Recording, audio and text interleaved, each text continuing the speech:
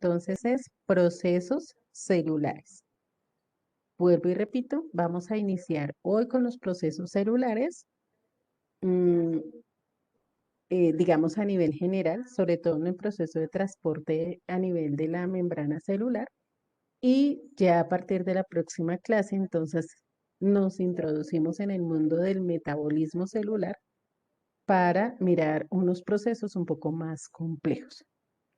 Como vamos a hablar de procesos de transporte de la célula y al final nos vamos a enfocar en aquellos que son como más relevantes, que implican transporte de sustancias grandes, voy a iniciar con un video, que en el otro grupo lo puse al final, pero en este caso lo voy a colocar al principio, para que tengamos una idea de todo lo que hace a nivel de transporte de la célula. Quiero que estemos muy atentos para que si hay alguna duda, aquí en el video ustedes pueden tomar los apuntes como quieran, ¿sí? O sea, va a estar libre para que si ustedes quieren tomar. El que no quiera tomar apuntes, pues también está en la libertad de no hacerlo, eso no lo voy a revisar, pero sí necesito que prestemos mucha atención para que entendamos cómo es que la célula realiza ese transporte de sustancias y finalmente, pues cómo eh, a partir de ello se logra la alimentación de la célula. Entonces, prestamos atención al video y ya continuamos con el resto de la explicación.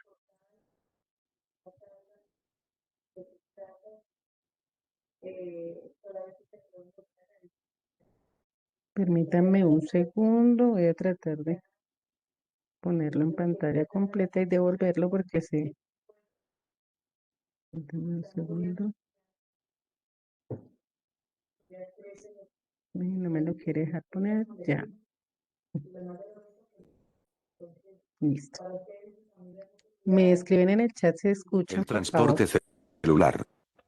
El transporte celular mueve sustancias dentro de la célula, así como también hacia el interior y el exterior de la misma. Difusión. Las sustancias disueltas en agua se mueven constantemente en un movimiento aleatorio, denominado movimiento browniano. Este movimiento aleatorio produce la difusión, movimiento neto de partículas desde un área donde hay muchas partículas de la sustancia a otra donde hay pocas partículas. La cantidad de una sustancia en un área particular se llama concentración. Por lo tanto, las sustancias difunden desde áreas de alta concentración hacia áreas de baja concentración. En la siguiente figura se ilustra el proceso de difusión. Algo característico de este proceso, es que no se requiere consumo adicional de energía para la difusión porque las partículas ya están en movimiento. Cuando las partículas continúan moviéndose de forma aleatoria, pero sin producir otro cambio de concentración. Esta condición, en la que hay movimiento continuo sin cambio global, se denomina equilibrio dinámico. Una de las características claves de la difusión es la tasa a la cual ocurre. Tres factores principales afectan la tasa de difusión: concentración, temperatura y presión. Cuando la concentración es alta, la difusión ocurre más rápidamente porque hay más partículas que chocan. De igual forma, cuando aumenta la temperatura o presión, aumenta el número de colisiones, aumentando por lo tanto la tasa de difusión. Recuerda que a altas temperaturas las partículas se mueven más rápido y que a altas presiones se juntan unas con otras. En ambos casos, ocurren más colisiones y se acelera la difusión. El tamaño y carga de una sustancia también afectan la tasa de difusión. Difusión a través de la membrana plasmática. Además de agua, las células necesitan ciertos iones y moléculas pequeñas, como iones de cloruro y azúcar, para desarrollar las funciones celulares. El agua puede difundirse a través de la membrana plasmática, pero muchas otras sustancias no pueden hacerlo. Otra forma de transporte, llamado difusión facilitada, usa proteínas de transporte para movilizar otros iones y moléculas pequeñas a través de la membrana plasmática. Por este método, las sustancias se desplazan hacia el interior de la célula a través de una proteína de transporte llena de agua, llamada proteína de canal, que abre y cierra la membrana plasmática, para permitir que la sustancia se difunda a través de la misma. Otro tipo de proteína de transporte, llamado proteína portadora, también puede ayudar a que las sustancias se difundan a través de la membrana plasmática. Las proteínas portadoras cambian de forma mientras continúa el proceso de difusión para ayudar a movilizar las partículas a través de la membrana. La difusión de agua y la difusión facilitada de otras sustancias no requieren consumo adicional de energía porque las partículas están en movimiento desde un área de alta concentración a un área de menor concentración. Esto también se conoce como transporte pasivo. Ósmosis. Difusión de agua. El agua es una sustancia que entra y sale libremente de la célula a través de la membrana plasmática. La difusión de agua a través de una membrana selectivamente permeable se llama ósmosis. La regulación del movimiento de agua a través de la membrana plasmática es un factor importante en el mantenimiento de la homeostasis celular. ¿Cómo funciona la ósmosis? Recuerda que en una solución, una sustancia llamada soluto se disuelve en un disolvente. El agua es el disolvente en la célula y su ambiente. La concentración es una medición de la cantidad de soluto disuelto en un disolvente. La concentración de una solución disminuye cuando aumenta la cantidad de disolvente. Examina en esta figura, la cual muestra un tubo en forma de U, que contiene soluciones con diferentes concentraciones de azúcar, separadas por una membrana selectivamente permeable. ¿Qué sucederá si el disolvente, agua, pueda pasar a través de la membrana, pero no el soluto, azúcar? Las moléculas de agua se difunden hacia el lado de mayor concentración de azúcar, el lado derecho. Como el agua se mueve hacia la derecha, disminuye la concentración de la solución de azúcar. El agua continúa difundiéndose hasta que ocurra un equilibrio dinámico, en el que las concentraciones de las soluciones de ambos lados son iguales. Observa en la figura que el resultado es un aumento del nivel de la solución del lado derecho. Durante el equilibrio dinámico, las moléculas de agua continúan difundiéndose hacia adelante y hacia atrás a través de la membrana, pero las concentraciones en cada lado ya no cambian. Células en una solución isotónica. Cuando una célula está en una solución que tiene la misma concentración de agua y solutos que su citoplasma, se dice que la célula está en una solución isotónica. El prefijo iso proviene de la palabra griega que significa igual. El agua todavía se mueve a través de la membrana plasmática, pero entra y sale de la célula con la misma frecuencia. La célula está en equilibrio con la solución y no hay movimiento neto de agua. Las células mantienen su forma normal, como se muestra en la figura. La mayoría de las células del organismo se encuentran en una solución isotónica, como por ejemplo la sangre. Células en una solución hipotónica. Si una célula se encuentra en una solución que tiene menor concentración de soluto, se dice que está en una solución hipotónica. El prefijo hipo viene de la palabra griega que significa bajo. Hay más agua en el exterior que en el interior de la célula. Debido a la ósmosis, el movimiento neto del agua a través de la membrana plasmática es hacia el interior de la célula, como se ilustra en la figura. La presión generada a medida que el agua fluye a través de la membrana plasmática se llama presión osmótica. En una célula animal, a medida que el agua entra a la célula, aumenta la presión y se dilata la membrana plasmática. Si la solución es extremadamente hipotónica, es posible que la membrana plasmática no la soporte y la célula puede estallar. Las células vegetales no estallan cuando se encuentran en una solución hipotónica, ya que tienen una pared celular mucho más rígida. A medida que aumenta la presión dentro de la célula, la vacuola central se llena de agua, empujando la membrana plasmática contra la pared celular, como se muestra en la célula vegetal de la figura. En lugar de estallar, la célula vegetal se hace más rígida. Células en una solución hipertónica. Cuando una célula se coloca en una solución hipertónica, la concentración de soluto es mayor en el exterior que en el interior de la misma.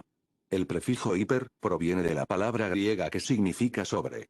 Durante la ósmosis, el movimiento neto de agua es hacia el exterior de la célula, como se ilustra en la figura. Las células animales se encogen en una solución hipertónica debido a que baja la presión en ellas.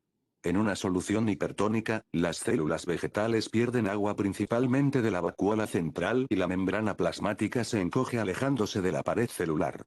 La pérdida de agua en una célula vegetal causa que ésta se degenere. Transporte activo.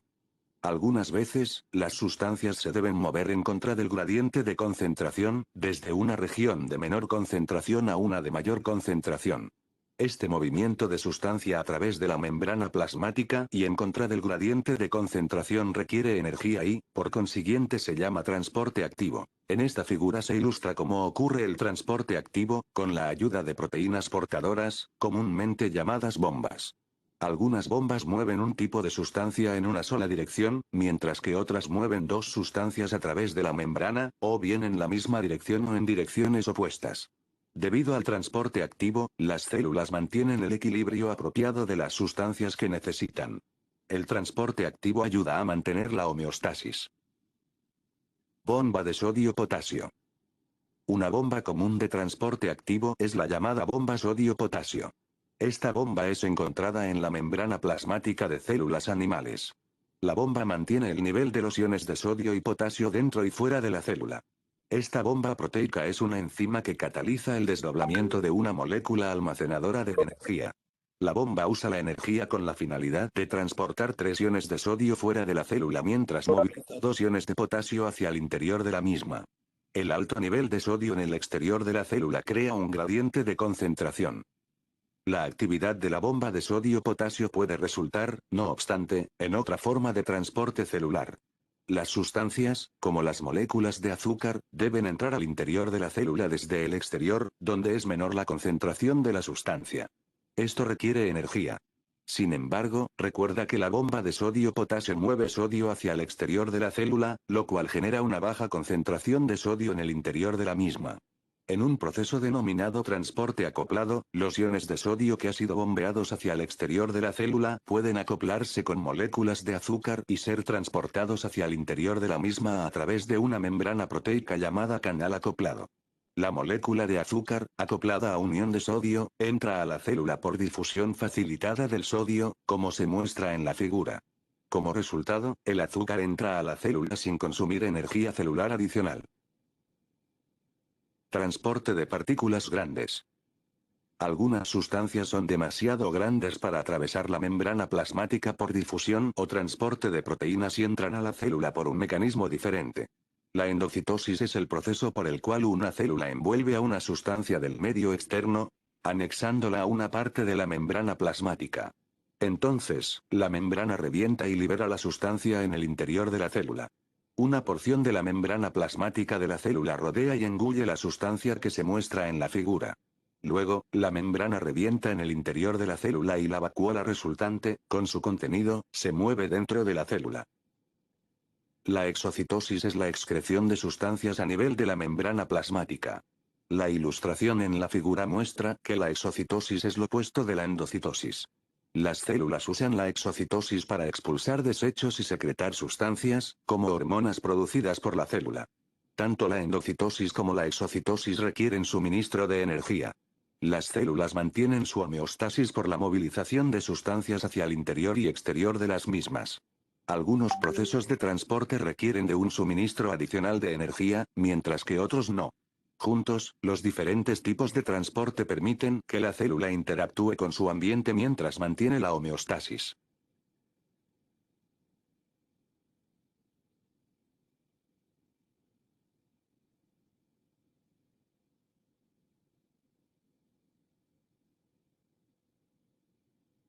Bueno, chicos, entonces a través de este video pudimos observar eh, todos los procesos de transporte que se llevan a cabo dentro de la célula, ¿sí? Procesos donde en algunos, eh, como en el caso del transporte, bueno, ahorita yo hago unas preguntas a ver qué entendimos y qué dudas nos quedaron con respecto a esta parte del video, pero básicamente hablamos de dos procesos, ¿cierto? A nivel general, ¿no? El transporte de las células se divide en dos grandes grupos. ¿Cuáles serían o cuáles interpretamos como esos dos grandes grupos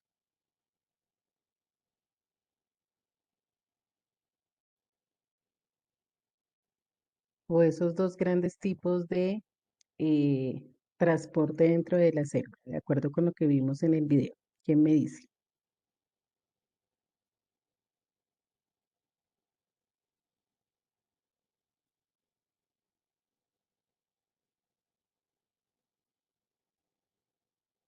Vamos a ver qué tantos atentos estábamos. Muy bien, Sofía.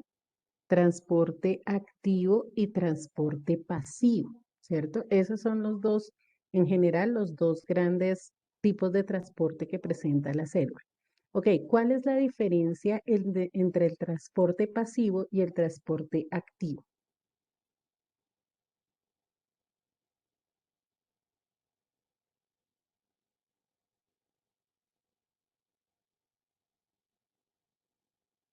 ¿Quién entendió cuál es la diferencia entre el transporte pasivo y el transporte activo?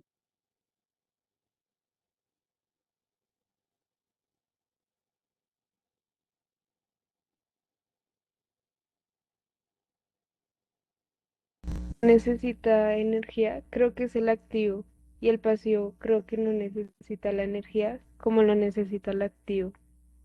Muy bien, Vanessa, perfecto. El transporte pasivo no requiere energía y básicamente no requiere energía porque las moléculas de la sustancia siempre están en movimiento y además porque están pasando de zonas de mayor concentración a zonas de menor concentración, lo cual es, digamos, como lo común, lo que tiene que ocurrir.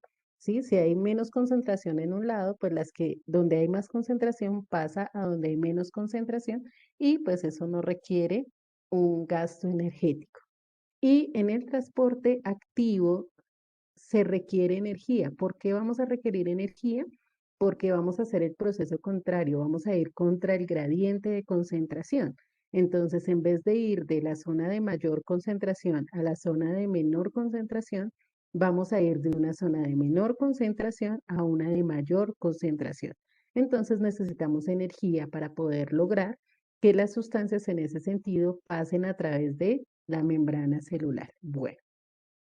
¿Alguien recuerda dentro del transporte pasivo cuáles son los tipos de procesos que encontramos ahí en el transporte pasivo? Eran tres.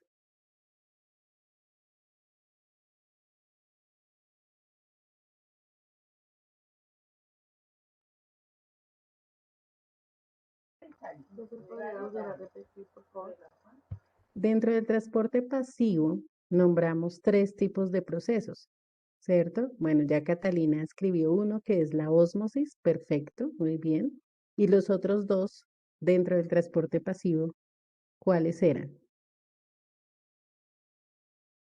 No, Hani, esa hace parte del proceso del transporte activo. Difusión simple, muy bien, Vanessa, esa era la primera, difusión simple. Y la segunda, difusión facilitada, muy bien, Aura. Entonces, esos eran los tres procesos que vimos con respecto al transporte pasivo. Difusión simple, difusión facilitada y ósmosis. La difusión simple, entonces vimos que se llevaba a cabo de manera espontánea, ¿no? Y que es la que sucede con el agua dentro de a nivel de la membrana celular. El agua entra y sale sin ningún inconveniente, teniendo en cuenta únicamente el gradiente de concentración, siguiendo el gradiente de concentración. La difusión facilitada se diferencia de la simple porque necesita de proteínas transportadoras. Entonces, las proteínas nos ayudan a ingresar otro tipo de sustancias que no pasan tan fácilmente por la membrana celular. Entonces, ahí por esa razón decimos que es una difusión facilitada, es decir, que necesitamos que la proteína facilite el ingreso, ¿cierto?, de estas sustancias, de estas pequeñas moléculas a la célula. Y en tercer lugar hablamos de la ósmosis y la ósmosis está muy relacionada con el equilibrio que debe tener la célula, ¿cierto? La célula procura mantener un equilibrio que es lo que se llama homeostasis. Escuchamos allá la palabra homeostasis, eso es lo que significa que la célula mantenga un equilibrio. Para que la célula esté en equilibrio, entonces se debe estar en una solución isotónica. Isotónica quiere decir que va a tener la misma concentración de agua que de solutos al interior de la célula. ¿Sí? A eso nos referimos con una solución isotónica. Ese es digamos, el medio ideal para que la célula se encuentre bien, ¿sí? Para que la célula mantenga su forma, para que la célula es en el medio isotónico. Pero a veces puede suceder que la célula se encuentra en un medio hipotónico. ¿Y qué es el medio hipotónico? Hipotónico quiere decir que hay más agua que solutos dentro de la célula, ¿sí? Hay más agua que solutos dentro de la célula. Entonces, en ese caso, para estabilizarse, la célula tiene que sacar agua, ¿sí? La célula tiene que sacar agua. Entonces, para lograr equilibrarse. Y mencionaban allí como cuando la célula tiene que eliminar agua, o tiene, más bien, cuando tiene exceso de agua, la célula tiende a hincharse, ¿cierto? Tiende a hincharse. Esto puede provocar que si hay que haya demasiada presión al interior de la célula y en un caso extremo la célula puede explotar. Pasa en la célula animal, no pasa en la célula vegetal. ¿Quién estuvo atento y me dice por qué la célula vegetal no se explota y sí la célula animal?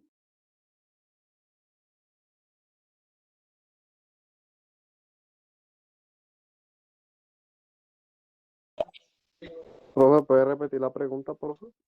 ¿Por qué la célula vegetal no se explota en un medio hipotónico, ¿cierto? Y la célula animal sí se explota. ¿Por qué la vegetal no y la animal sí?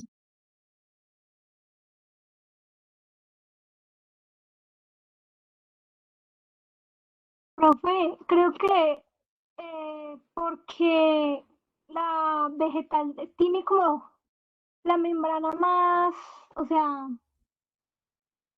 se me olvidó la Profe, palabra. por la rigidez de las paredes celulares, ¿no?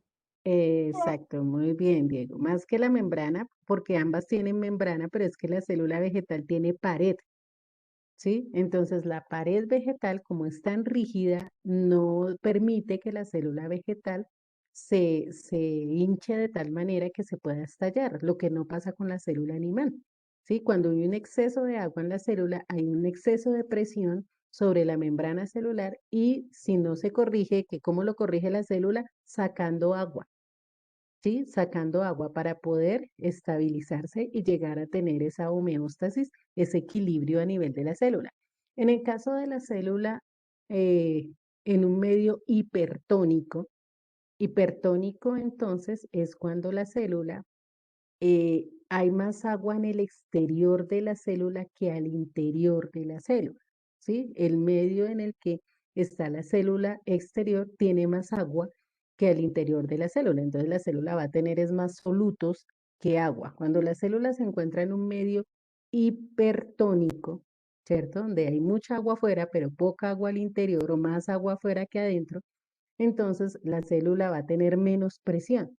Y al tener menos presión interna, en el caso de la célula animal, se arruga, ¿cierto? La célula animal se arruga. Y la célula vegetal, entonces, tiende a degradarse, ¿no? Porque es que la célula vegetal, ustedes saben que tiene una vacuola con una gran cantidad de agua, que es lo que más necesita esta célula. Y resulta que si no hay más célula en el exterior que en el interior, la célula se descompensa y va a tender a degradarse. ¿Quién me da un ejemplo de ese arrugamiento de las células animales? ¿Dónde lo podemos observar? En ese medio hipertónico, cuando hay más agua al exterior de la célula que al interior de las mismas.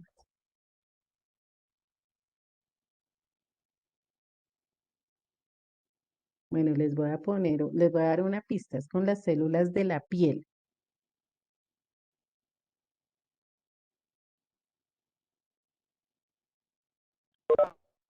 Ah, ok.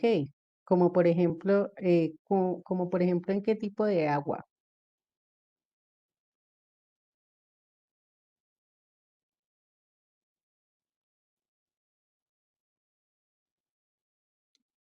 Bueno, dice Luna cuando nos quedamos en el agua, pero especifiquemos, cuando por ejemplo estamos en una piscina. Exacto.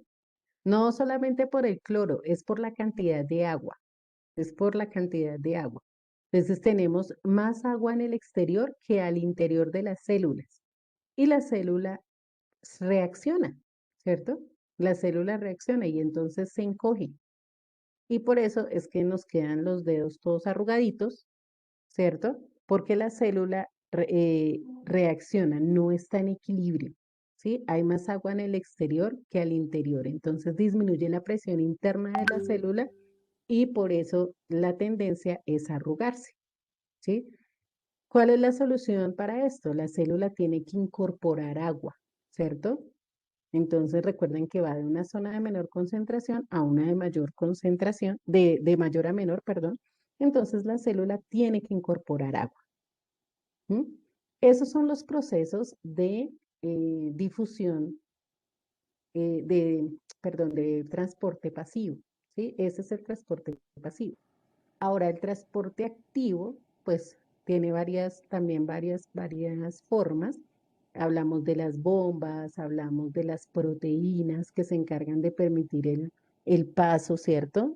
Obviamente siempre con gasto de energía, porque se requiere energía, pero nos vamos a centrar en los procesos que implican nutrición celular, nutrición y excreción en la célula, que ahí sí viene lo que alguien mencionaba de la endocitosis, ¿sí? Los procesos celulares o para que la célula se nutra, se requiere de un proceso de endocitosis. La endocitosis, entonces, se puede llevar, es el ingreso de sustancias grandes a las células. Si ustedes escucharon allí, pues la célula no le queda fácil hacer el ingreso de sustancias como los azúcares, como los lípidos, como las proteínas, que son sustancias bastante grandes. Entonces, para eso va a necesitar energía. Y generalmente pues vamos a ir en contra del gradiente de concentración y por eso es un transporte activo. Para eso entonces se involucran las vesículas, ¿sí? Ya lo vimos en las exposiciones, que hay unas vesículas que se llaman vesículas digestivas, son vesículas de transporte. Y ellas básicamente lo que van a hacer es ingresar a la célula las sustancias que ella necesita. Esa endocitosis se divide en dos. Fagocitosis, cuando tenemos un ingreso de sustancias sólidas, y pinocitosis, cuando es hidratación celular, es decir, cuando tenemos ingreso de sustancias líquidas. La fagocitosis entonces se considera alimentación celular porque entran proteínas, lípidos, sustancias sólidas, mientras que la pinocitosis hace referencia a la hidratación de la célula, ingreso de sustancias líquidas. Aquí podemos ver las dos formas en los esquemas que tenemos en la diapositiva. La fagocitosis, fíjense que la membrana forma una especie de pseudópodos. Esos pseudópodos son como brazos falsos para poder atrapar a la sustancia que necesitamos. En este caso, vuelvo y repito, el sólido que se necesita. Entonces se forma una especie de pseudópodos, de brazos falsos, que van a atrapar esa sustancia sólida y luego lo van a envolver en una vesícula. En esta vesícula que se llama endosoma, se va a envolver y esta vesícula es una vesícula fagocítica. ¿Por qué es fagocítica? Porque ya está haciendo el proceso de fagocitosis ingresando sustancias sólidas a la célula. Y por otro lado, entonces tenemos la pinocitosis. Fíjense que la pinocitosis es distinta. Aquí la membrana genera un pliegue hacia adentro, ¿sí? No hace pseudópodos, sino hace un pliegue hacia adentro y se cierra, ¿sí? Una vez que se cierra, entonces se forma encierra el líquido en una vesícula que en este caso se llama vesícula pinocítica, porque lo que va a ingresar son líquidos, hace el ingreso del líquido a la célula y esta vesícula pues lo va a transportar a la parte de la célula donde lo requiera, ¿sí? Llega primero al citoplasma, siempre llega todo primero al citoplasma y se transporta hacia la parte que la célula lo requiere. Entonces, a pesar de que ambas formas son de ingreso de sustancias, fíjense que el proceso es distinto. En la fagocitosis se forman pseudópodos y finalmente una vesícula, y en la pinocitosis se hace un pliegue hacia adentro, se cierra y se forma también la vesícula. En un caso ingresamos sólidos, en el otro caso ingresamos líquidos. Entonces, por favor, tomamos el apunte correspondiente a la nutrición celular. Si hay alguna pregunta, la pueden hacer. Y el último proceso relacionado con esta parte del transporte activo que vamos a revisar es justamente la excreción celular. La excreción celular entonces se da a través del proceso de exocitosis. Y la exocitosis pues es contraria a la endocitosis. Entonces, exo es hacia afuera. En este caso, lo que hace la célula es primero eliminar toxinas, sustancias que no necesita, y segundo, también sacar al exterior proteínas y lípidos que se necesitan hacia otra parte de las células o hacia otra parte del organismo. Entonces, los saca de la célula para que se utilicen donde se requieren y además de eso, pues también elimina las toxinas que la célula no necesita. En este caso, entonces, fíjense que tenemos una vacuola. Esa vacuola tiene unas proteínas, ahí las pueden ver cómo están representadas en la parte superior, que se llaman proteínas fusogénicas. La función de esas proteínas fusogénicas es adherirse a la membrana, ¿sí? Se pegan a la membrana celular. Y también van a permitir, después de hacer esa fusión de la membrana, generar un espacio a través del cual estas sustancias puedan ser eliminadas. Fíjense que se fusiona, se vuelve como una sola, de tal manera que la membrana en ningún momento queda expuesta, ni abre el citoplasma de la célula queda expuesto, sino que simplemente después de fusionarse con esas mismas proteínas fusogénicas se hace la apertura, ¿cierto? Pero la membrana está sellada, ¿sí? Está sellada. Solamente lo que va a salir es lo que está aquí en esta zona y la célula sigue estando totalmente protegida sin que haya contacto directo con el exterior. Entonces, este es el proceso de la exocitosis. Vuelvo y digo, es el proceso de excreción de la célula y lo que hace es eliminar, por un lado, sustancias de desecho y por otro lado también sacar proteínas que están recién hechas o lípidos que la membrana, que la célula necesita llevar al exterior para que sean utilizados en otras regiones o por el organismo de otra manera. ¿Eso es claro? Ok, entonces tomamos el apunte de la exocitosis. Recuerden que tenemos también los esquemas, ¿no?